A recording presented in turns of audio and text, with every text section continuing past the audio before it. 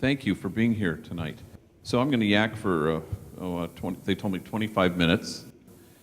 The book I was given some time to write is really about kinship. The last chapter is about kinship, but the whole book really is about kinship. It's about inviting us to imagine a circle of compassion and then imagine nobody standing outside that circle.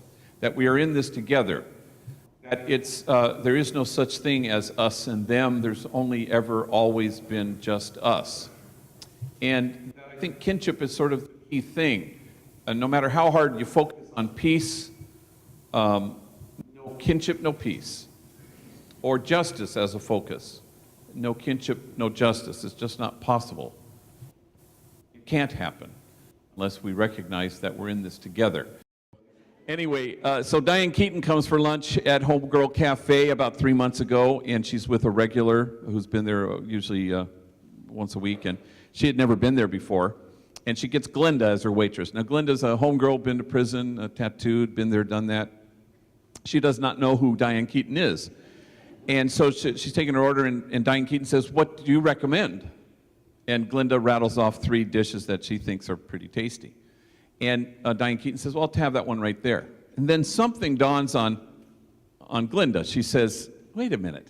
You look so familiar to me. I feel like I know you, like I've met you somewhere." And Diane Keaton sort of deflects it. "Oh, gosh, I suppose I have one of those faces that people think they've seen before." And then Glenda goes, "No, now I know. We were locked up together."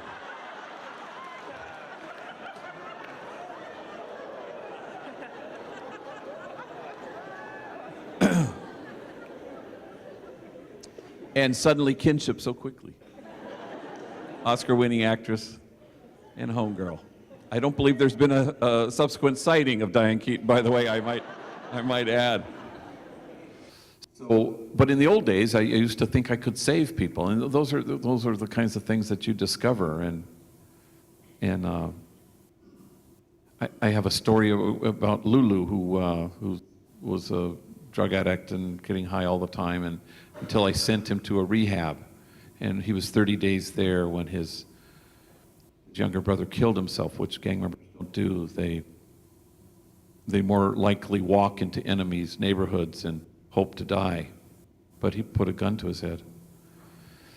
And so I go pick him up. I tell him, I'll pick you up, take you to the funeral, but I'm going to drive you back to the rehab. And he goes, "No, I want to do this. I'm liking this recovery thing."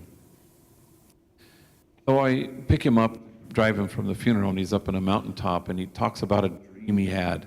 And he says, "I have to tell you about this dream." And he said, the dream from the night before. He goes, "You were in it. And we were in a room, say this size, but pitch black, just the two of us, no illuminated exit signs, no light creeping under the door, nothing, total blackness." And he says, "I know you're there with me, though we're not speaking, in the darkness." And suddenly I reached into my pocket. I happened to have a flashlight, and I aim it steadily on the wall, on the light switch. And I don't speak, he says. But he says, "I know I'm the only one who can turn that light switch on.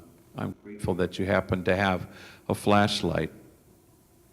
Lulu inches his way to the light switch, and with great fear and trepidation, he takes a deep breath and he flips the light switch on, and the room is flooded with light. And now he's sobbing in the telling of the story. And he says with this remarkable voice of discovery, "The light is better than the darkness," he says. Like he didn't know this to be the case. He said, "I guess my brother never found light switch." Those are moments, where you kind of say, "Okay, I've learned something, and nothing's once and for all," but I stopped trying to turn the light switch on for people a long time ago. I'm glad I learned that.